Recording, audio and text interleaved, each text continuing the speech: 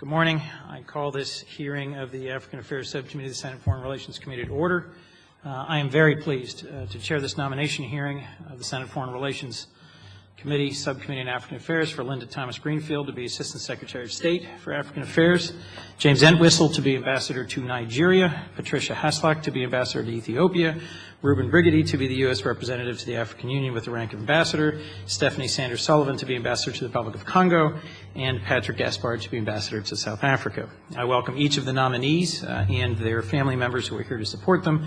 I also welcome and thank my Africa Subcommittee ranking member and colleague, Senator Flake, for his diligence in working, making possible this full agenda of nominees for today. We're considering nominees today for different diplomatic assignments, each with its own unique characteristics, challenges, and opportunities. Each nominee will work through many common cross-cutting challenges and opportunities that face the United States in Africa, including vast economic potential, rapidly growing middle class, challenged democratic institutions, poverty, terrorism, and so many more, which we will get to. Patrick Gaspard knows the rough and tumble world of labor relations, community organizing, school reform, and, of course, politics. These are all critical to understanding South Africa, where he also, I will note, had the honor of meeting Nelson Mandela in 1992 while serving in New York Mayor David Dinkins' office. Before I turn to an opening statement by Ambassador Thomas Greenfield, I'm going to encourage Senator Schumer of New York to make an introductory statement of Patrick Gaspard, whom we will consider as part of our second panel, the President's nominee to serve as Ambassador to South Africa. Senator Schumer. Well, thank you, Mr. Chairman. And first, to Ambassador Thomas Greenfield and to my colleague Bill Nelson, I apologize for the interruption. Thank you for your patience. I'll be chairing another committee hearing in a few minutes, but wanted the opportunity to introduce Patrick Gaspard, who will be appearing a little later this morning. Before doing that, I'd like to acknowledge Ambassador Thomas Greenfield's distinguished diplomatic career serving the United States around the globe. She's an excellent candidate for the position of Assistant Secretary for Africa, and I join my colleague and friend Bill Nelson in looking forward to supporting her nomination when it comes before the full Senate. The two of us not privileged to serve on this committee where we would cast two votes for you. One in the committee, one on the floor is what I mean. Anyway, it is my great privilege to introduce Mr. Patrick Gaspard, the nominee to be the next ambassador to South Africa. Patrick was not born in New York, but like millions of others through the years, found his way to New York and found in New York his hopes, his dreams, and a place to call home. Mr. Gaspard's long and distinguished career in public service leaves no doubt he's well qualified to take on this great task that awaits him if he's confirmed to be ambassador to South Africa.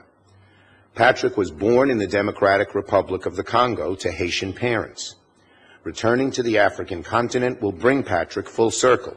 His parents, he has an amazing life story.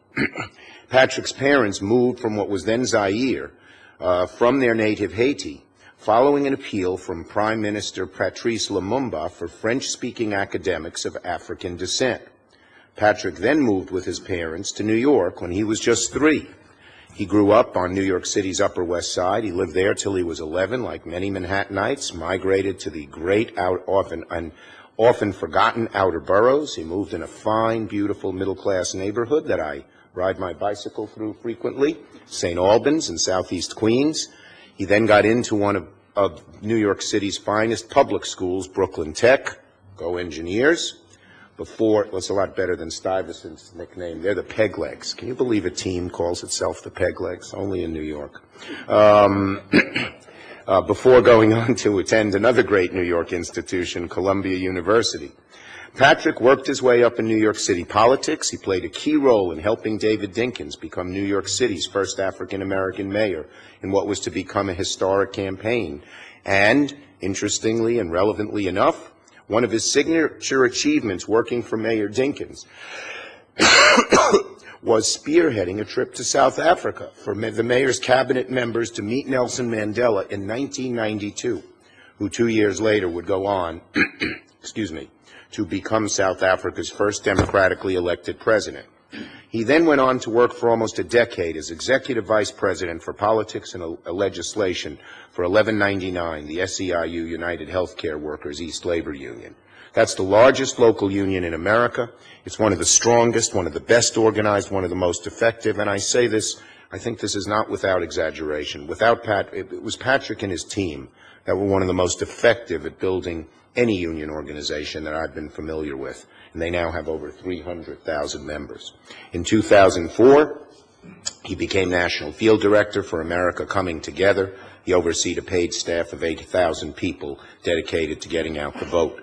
He's shown a remarkable dedication and involvement in our country's electoral process, and his efforts to advance the cause of working-class families led him to serve in 2006 as the political director for SEIU during the National Union's very successful efforts that year. Then Senator Barack Obama recognized Patrick's talents, tried to lure him away from SEIU to join the campaign. He first resisted. He didn't want to leave his family in New York. But he eventually caved and became political director for the president's successful 2008 campaign. He was then director of political affairs, 2008, an office I would say needs some filling right now. There's no one there who could fill his shoes. His responsibilities were to provide the president with an accurate assessment of the political dynamic affecting the work of his administration. He's one of the hardest working people I've ever met. I've worked with him for decades, and he just works and works and drives and gets things done.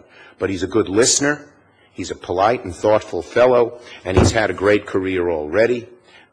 He became the executive director of the DNC under Chairman now our colleague Tim Kaine, and Chairman Deborah Wasserman Schultz. So, as you can see by his bio, he's dedicated his entire career in political life to helping advance the values of a better life and more opportunities for families in America. He will take advantage and enhance our dynamic relationship with South Africa, and he'll take it to new heights. As you all know better than me, Mr. Chairman, Ranking Member, South Africa is a strategic partner for the U.S. Our countries are currently involved in widespread cooperation in health, education, food security, trade, investment, energy, and non-proliferation, and there's no one better to help strengthen these bonds than Patrick Gaspard, so I wholeheartedly endorse his nomination. And again, thank you, Madam Ambassador, my colleague Bill, and the committee for their courtesy. Thank you, Senator Schumer, for that introduction, and we very much look forward to our second panel of nominees, understanding the Senator's schedules and your impending hearing. I thank you for your testimony here this morning, your introductions. And last but not least, we'd like to turn to Mr. Patrick Gaspard for his opening statement and welcome of any family or friends who might be present. Mr. Gaspard. Thank you. Mr. Chairman, Ranking Member Flake, and members of the committee, I'm honored to appear before you today as President Obama's nominee to serve as the next United States Ambassador to the Republic of South Africa. I am appreciative of the trust placed in me by President Obama and Secretary of State Kerry.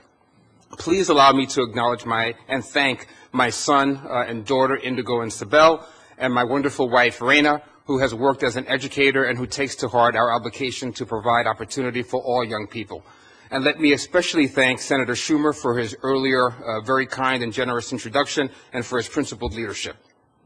South Africa occupies a central place in my political development.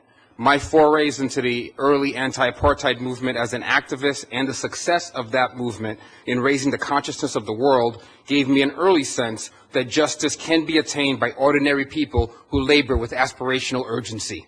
I was blessed to travel to South Africa shortly after the release of Nelson Mandela and developed an abiding affection for its spirited people and culture. Should I be confirmed, it will be my great fortune to represent this country in our efforts to partner with the South African government as it strives to improve the economic conditions of its citizens and as it helps to lead global efforts to increase security and prosperity for all. The President's recent trip to South Africa highlighted opportunities and ongoing challenges. Most importantly, the President expressed the reality that Americans have a shared interest in these outcomes. I'm excited to take on this mission at a moment when South Africa is helping to shape a region that is finally close to receiving more foreign investment than foreign aid.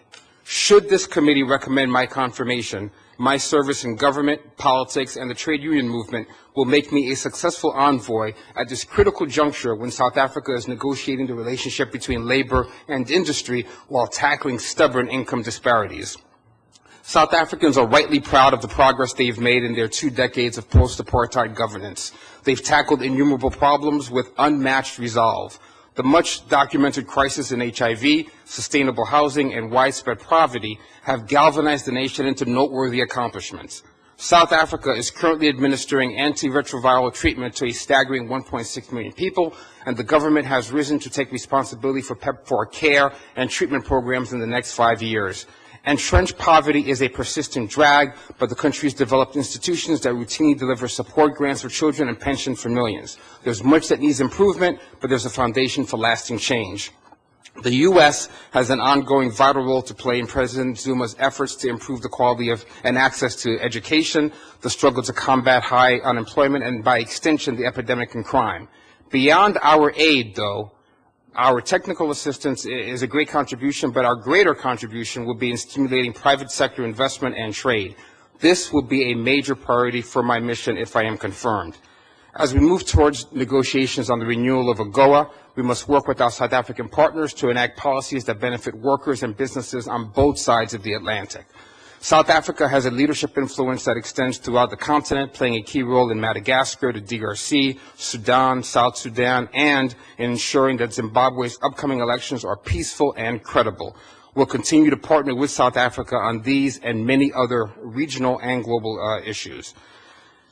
As we take pause collectively and focus on President Mandela's legacy, and he is in all of our hearts right now, it's altogether right to take in the vista of progress, but we must make sure to continue to work closely with South Africa to attain the summit of achievement. Mr. Chairman, Ranking Member Flake, committee members, thank you for this opportunity to address you.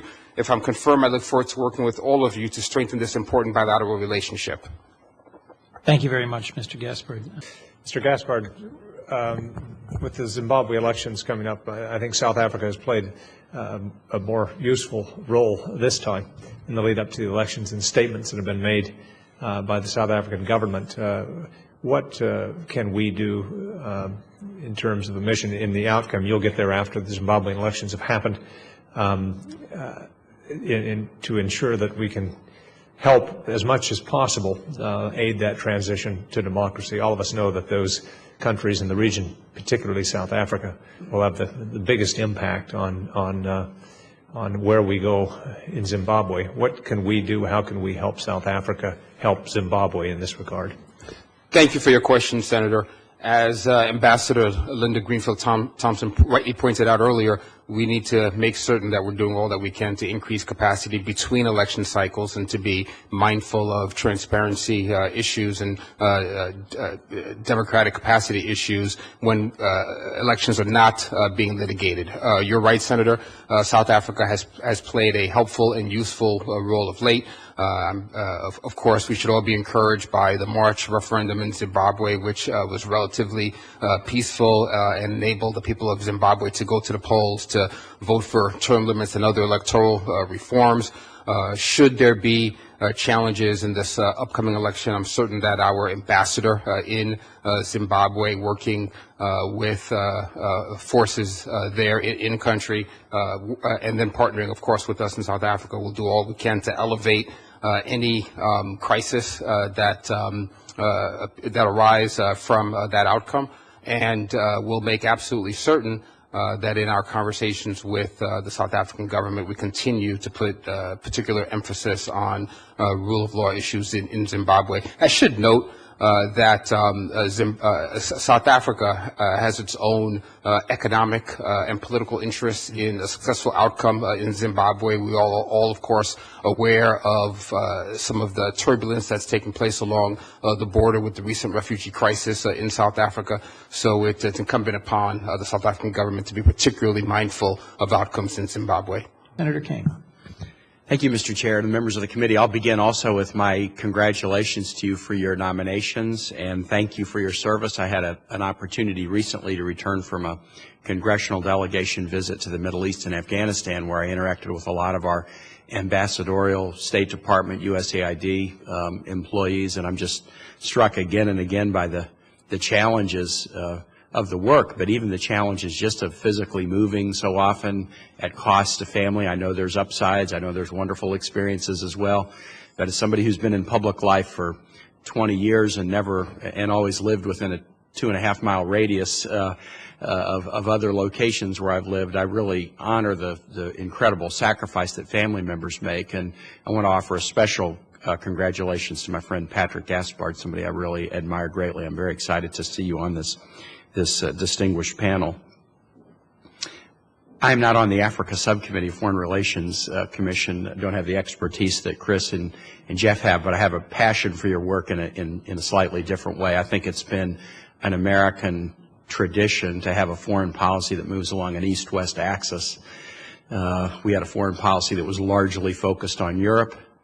That was then changed to a foreign policy. And even when we were engaged in Africa, or for example in Latin America, the Monroe Doctrine, it was largely a European foreign policy, with the Southern Hemisphere nations sort of being an afterthought or a theater of operations when the intellectual concern was really Europe. We then moved to a foreign policy in the aftermath of World War II that was largely focused on the Soviet Union, and again in Africa and Latin America we were engaged, but those engagements were essentially side consequences of a focus on an east-west foreign policy.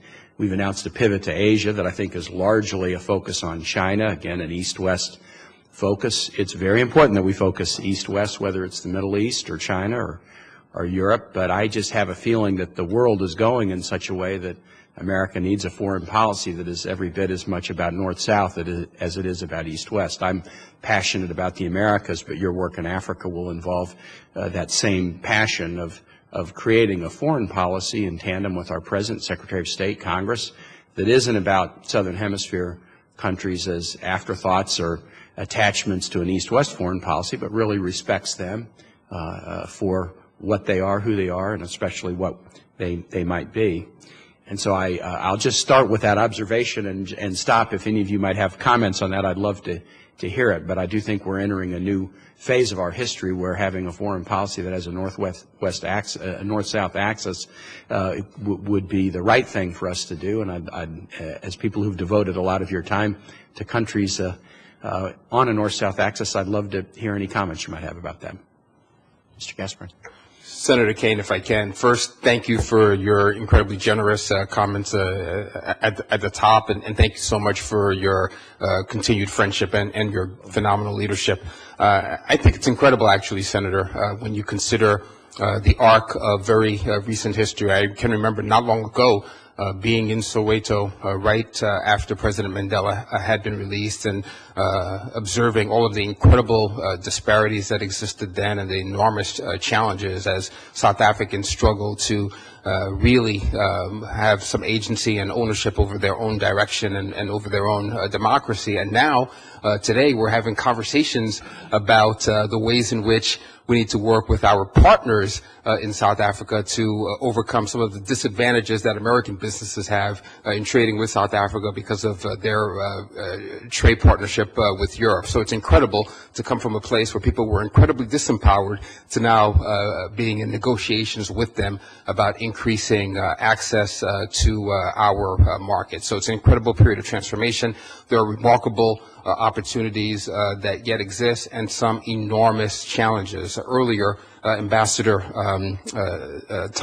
Thompson Greenfield noted that it's terribly important that as we continue to do things to encourage trade with Africa, that we still continue to appreciate the need for increasing humanitarian capacity. It's exciting that right now the United States military forces are engaged in a humanitarian exercise with the South African military in the Eastern Cape right now today, to expand South Africa's capacity to help in neighboring states. So great opportunities exist, and you are absolutely right about the sweep of history and where we are today. Thank you. Mr. Gaspard, I am most optimistic about the U.S.-South Africa relationship. South Africa really can and should be a significant leader on the continent in terms of peace and security, stability, democracy. Yet there remain tensions in our relationship that I trace back to our being, some of America being on the wrong side of the liberation struggle. And I'm very optimistic that your personal experience and your commitment to strengthening this relationship can help accelerate its steady movement forward. How do you view the task of strengthening U.S.-South Africa ties and its possibility for taking a real leadership role in the AU? Senator, thank you for the question and for your insights on this issue. You are right that we should be encouraged by South Africa's ability to play an incredibly helpful role in this regard. But we should note that there are some capacity challenges that exist in the country. While South Africa may have one of the largest and best prepared militaries on the continent, of late there's been some shrinkage because the country has rightly needed to focus resources on education, healthcare, and other infrastructure issues. And we should also note that the South African military was certainly impacted by the high rates of HIV infection in its ranks. That being said, they continue to be an important partner on counterterrorism cooperation in the continent, and they have been a true leader in encouraging nonproliferation. And we should all be encouraged by the exercises that I noted today in the Eastern Cape, working alongside the U.S. government. I should also note, just to echo some of what some of my fellow nominees have said on the question of technical support. In addition to the direct technical support we have extended to the South African military, our technical support to the South African policing forces is also essential in giving South Africa the capacity to extend its reach throughout the continent. Regrettably, the South African military has had to really be flexible in its mission because of a lack of capacity with internal policing. That's improving with our help. I'm looking forward to working with our regional security officer in South Africa and, of course, with AFRICOM on these issues. Senator Kane. Just very briefly on South Africa, Mr. Gaspard, one of the things you mentioned, nonproliferation. One of the areas where I think South Africa can play a wonderful leadership role, and would encourage you to work on this in tandem with our own interests, is in the nonproliferation area. I think it's the case that there have only been 3 nations who have gone down the path toward developing nuclear weapons and then decided, you know what, we don't need nuclear weapons to have the right kind of future for our nation. Libya, South Africa, and Brazil. At least those are the ones that are publicly known. There might have been others who made those decisions privately. But I think that decision, we were moving toward a nuclear weapons future, but then we realized for the good of our nation, we could accomplish the right objectives without nuclear weapons. In a world where we are really wrestling here with Iran and with North Korea and potentially others, I think there's a wonderful leadership opportunity for South Africa to play in that message. And so since you mentioned nonproliferation, I just thought I'd underline that and put an exclamation point on it. The second thing I'd like to say, and again, just sort of a general question to all of you, is, and many of you touched on the evolution of thinking about an international development from an aid perspective to promotion of trade. I think it was President Nixon who took out of USAID, the Overseas Private Investment Corporation. At the time, maybe in the 1960s, aid was, you know, what do we grant, what do we give? There was a realization that, well, maybe we can, through entrepreneurship and the involvement of the private sector, promote development and trade as well. And OPIC was split out of USAID. And that was a prescient move because it seems like that's the way most international development has gone. Within a generation, we've gone from international development being sort of 80% governmental monies and 20% companies or NGOs to the reverse. It's about 80% company and NGO now. And I would just like to have each of your sort of perspectives. Some of you have addressed it briefly, but your perspectives in your own role about international development broadly defined and how you would hope to bring the partnerships of today's international development to bear in the missions that you'll pursue. Great. Mr. Gaspard.